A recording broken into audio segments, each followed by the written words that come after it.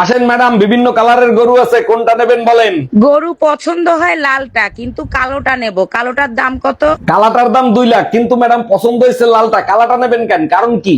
কারণ তো অবশ্যই আছে, কালাটা না আমার জামাইয়ের সাথে ম্যাচিং হবে।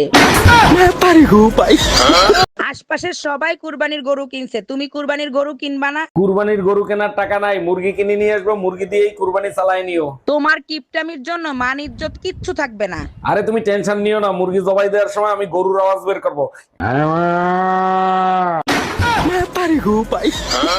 এই তুমি গেলা কুরবানির গরু আনতে, মাইর খাই আসলা কোথা থেকে? মসজিদের হুজুরের কাছে কুরবানির ব্যাপারে একটা প্রশ্ন করছিলাম, হুজুর উত্তর না দিয়ে আমারে মারছে। মসজিদের হুজুর তো খালি খালি মারতে পারে না, কি প্রশ্ন করছিলা হুজুরের কাছে? জিজ্ঞেস করছিলাম, হুজুর রক্ত দেখলে তো আমি ভয় পাই, কুরবানির গরু যদি গলা টিপে মারি তাহলে কি কুরবানি হবে না? কি ব্যাপার, তোমার পেটটা ভরা ভরা লাগতেছে, কি খাই আইছো? অনেকগুলো আমরুপালি খাইছি তো, তাই পেটটা ভরা ভরা লাগতেছে। আম খাইছো ঠিক আছে, রূপালি রে খাইছো? কোন রূপালি রে খাইছো? আরে আমের নাম রূপালি, সেই স্বাদ, খাইতে একেবারে মধুর মতো। তার মানে কি বলতে চাও তুমি, রূপালির সাথে মধুরেও খাইছো?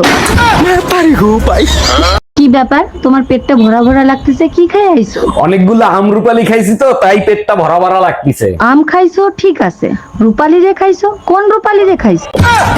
আরে আমের নাম রূপালি, সেই স্বাদ, খাইতে একেবারে মধুর মতো। তার মানে কি বলতে চাও তুমি, রূপালির সাথে মধুরেও খাইছো?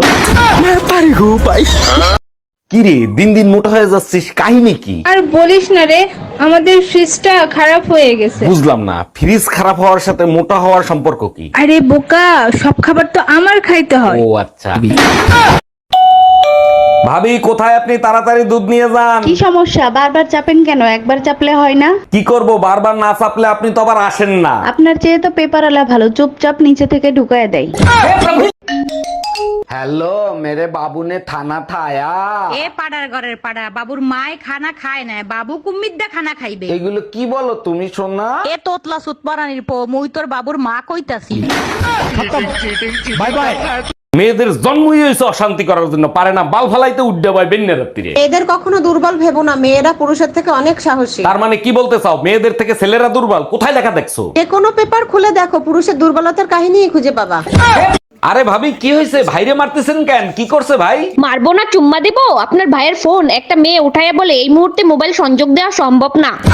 অরুণ ভাই, আপনি একটু বুঝায় বলেন না, ওইটা কাস্টমার কেয়ার থেকে ফোন দিছে। ভাবি ভাই ঠিকই বলছে, ওটা কাস্টমার কেয়ার থেকে একটা মেয়ে ফোন দিছিল।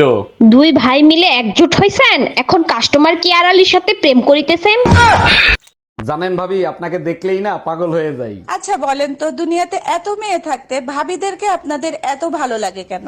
আরে ভাবি, অন্যের গাড়ি চালানোর মজাই আলাদা। আর অ্যাক্সিডেন্ট হইলে দায়ভার মালিকের, তাই না?